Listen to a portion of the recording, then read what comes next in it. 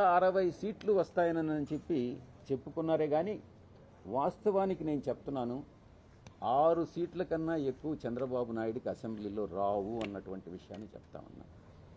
మా టార్గెట్ 175కు 175, 6 స్థానాల కన్నా మించవు అన్నటువంటి విషయం చంద్రబాబు నాయుడికి కూడా తెలుసు.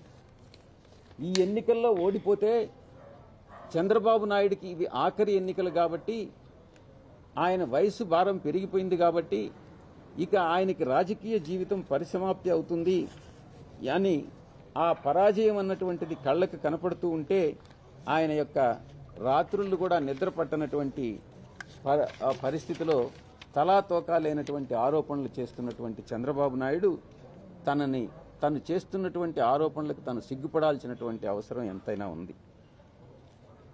ఈ అబద్ధాలు, చంద్రబాబు నాయుడు చేస్తున్నటువంటి వికృత చేష్టలు వైఎస్ఆర్సీపీ యొక్క ఘన విజయాన్ని ఏ విధంగానూ ఆపలేవన్నటువంటి విషయాన్ని స్పష్టం చేస్తూ మీ దగ్గర సెలవు తీసుకుంటా ఉన్నాను.